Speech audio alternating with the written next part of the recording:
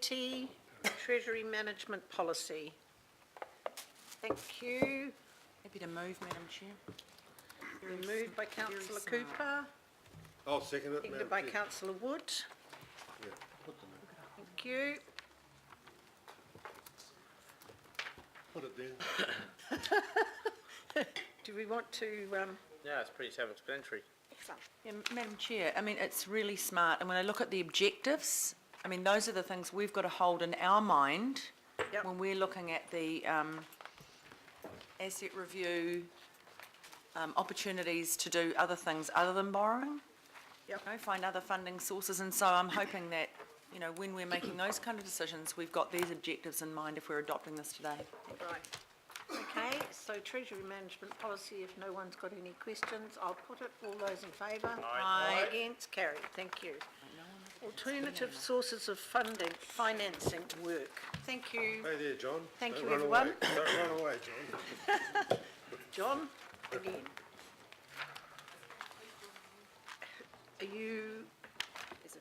There's a few. Can we have? Cast of thousands. You're going to come up as you need to, or? Thank you. I stand So corrected. I'll move the Mr. Chief recommendation. Executive. I've got a seconder. Councillor I'll second Fletcher, it. thank you. Right. Comments, staff, please?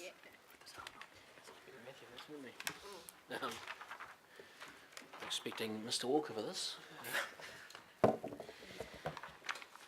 Matthew? We can Matty. take it as read and answer any questions. I think it's quite Yes. self-explanatory. It's fine, it's all good news. Pretty clear. Questions, councillors? No?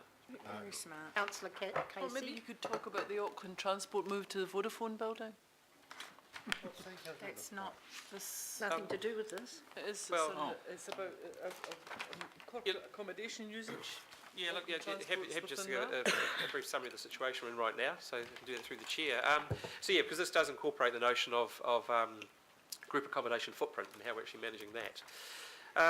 Look, under the circumstances, we do have a lot of co-location.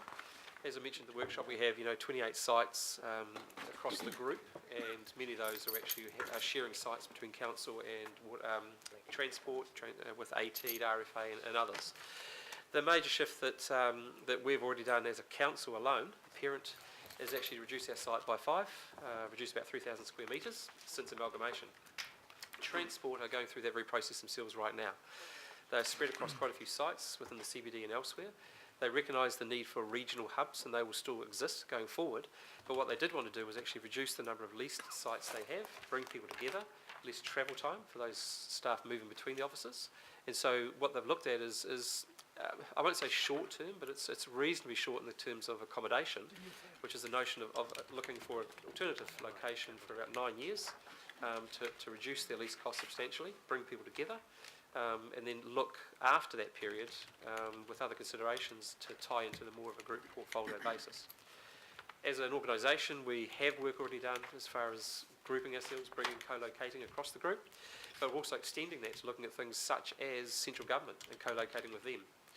Reasonably immature on that basis. We've got some initial work done, but we've got more to do. So we're developing that group portfolio strategy as we speak. So we'll work more and more joint up going forward, but it's not as if it's non-existent right now. We do have some co-location, but transport had a more of an immediate need.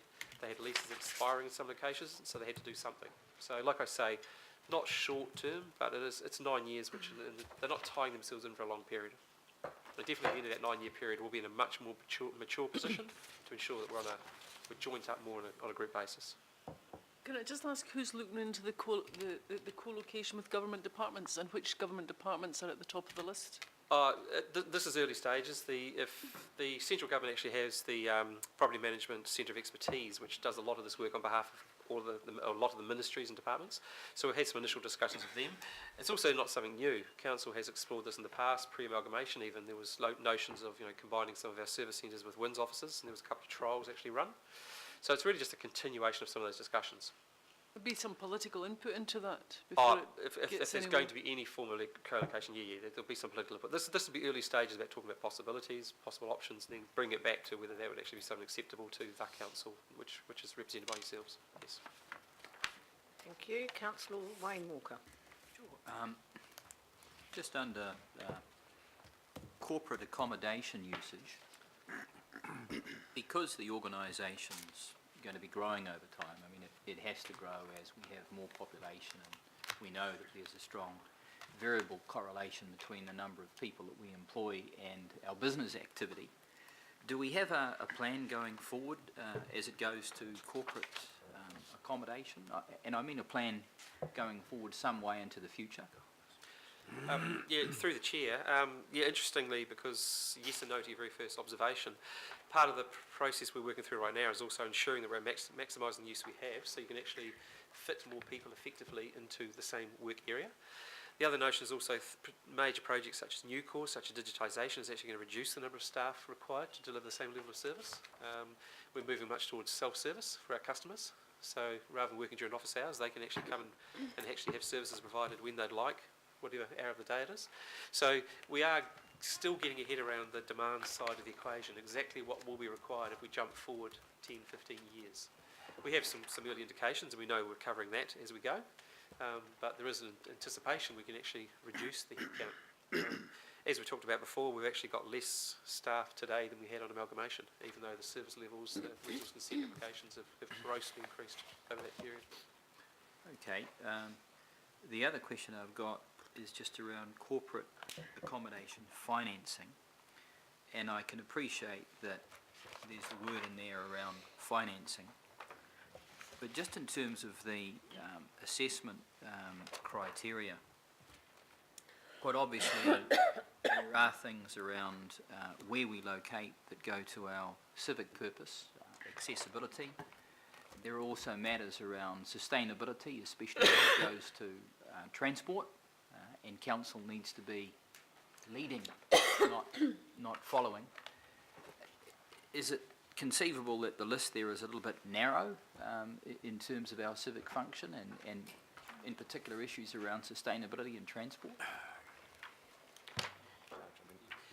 That would be covered under, we've got the assessment criteria of control. That would be falling into the strategic intent of where we actually house our corporate offices, so that would be assessed as part of that criteria.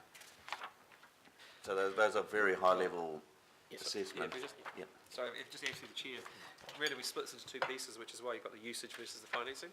Usage is our property strategy, the workplace performance. So that's actually about where should you sit, where should we be located on behalf of our customers as far as efficient operation, how should you use that space you now have.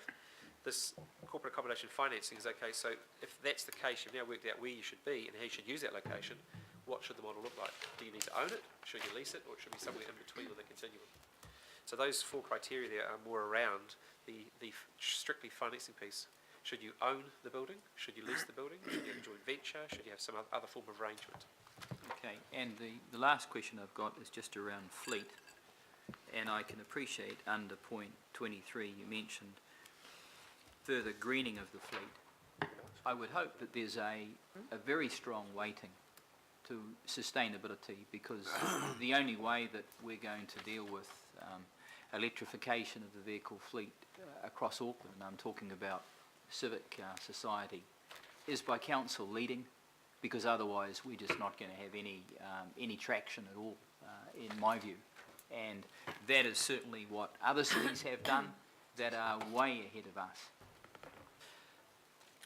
Look, one observation is, obviously greening is an important part of this. We do know that the cost of running a full electric vehicle is less than running a petrol vehicle, and even a hybrid is substantially less.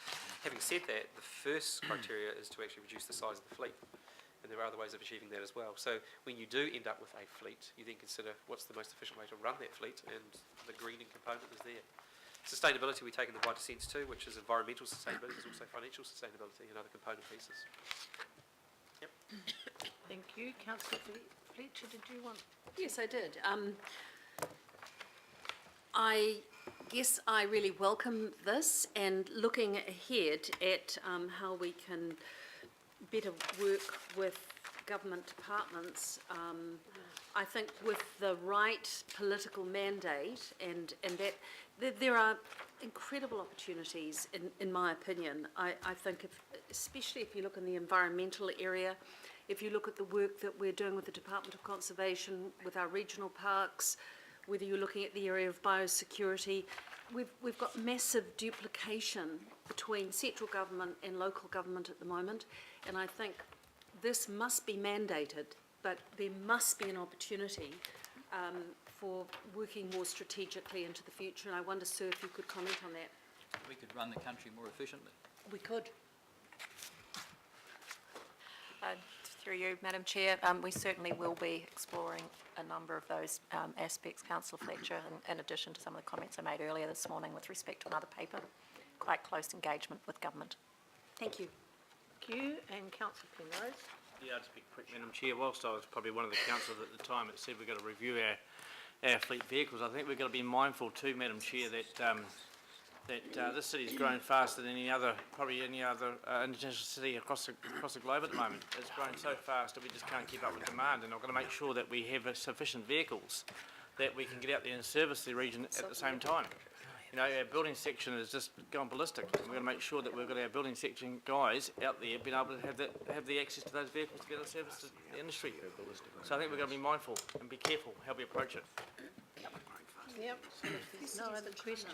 Oh, sorry, Councillor Brewer. Oh, thank you, Madam Chair. Look, this piece of work in this imminent report actually came from an amendment that you adopted that I'd written, and it requested the CE to identify direct staff to minimise duplicated common back office functions, operational costs, HR and communications, ICT, across the Auckland Council group, to save by 10% to save 15.2 million annually, as was estimated in the Ernst & Young report. And then there was another one on commercial building alignment, which would save 9 million per annum in total occupancy costs. I suppose my point being, Madam Chair, is I certainly, those issues that were, and costs and numbers that were reviewed and put out there in the EY report, I certainly wouldn't like to see that EY report starting to disappear in the distance. And I think as it comes back to us in May, I think it's important for us to reference those aspirations that we spent $500,000 on with those reports, that EY claims. Some staff may have issue with some of the numbers, but nonetheless, let's have a look at them.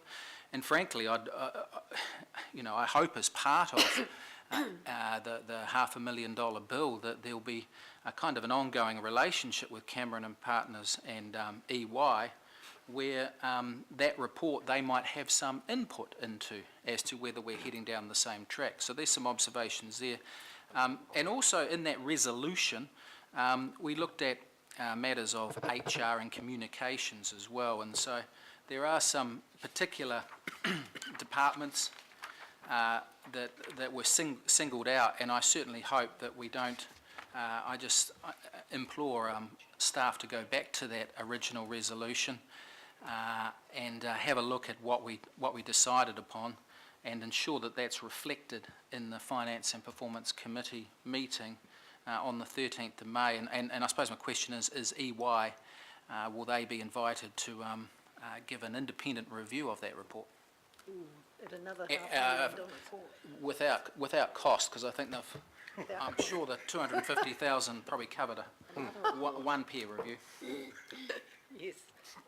Sue, do you want to make a comment? Thank you, Madam Chair. Response, certainly the various aspects of both those reports, Councillor Brewer, are very forefront of all of the finance team's mind. We continue to do a lot of work on those. With respect to two specific comments you made, certainly I have the resolutions from the committee meeting in November in front of me, Resolution H that you refer to around the commercial buildings and our footprint. That is part of the work that Kevin is leading across our corporate property accommodation. It is important to understand that that is across the council family. We're engaged with Transport and the other CCOs. With respect to the point that you raised around the saving in HR, communications and ICT, you'll note that I'm leading the next report coming up in terms of the ICT spend. We are continuing to work and will work with our colleagues to ensure we address the other parts of that resolution across HR and communications, and in fact all other areas of the council group where we see the ability to save more money. Is there any ongoing relationship with Cameron Partners EY? Have we? There is, Councillor Brewer's ongoing relationship, but again, mindful of managing our money wisely, of not engaging them to really lead work that we can actually lead ourselves. Big hourly rate. They have both have offered it, and both are engaged from time to time with us on doing the very point you raised around peer review, just actually checking assignments. I would also add that have and will most likely take up an offer from NZIER to also for them to do an independent peer review of some of the work that we're doing.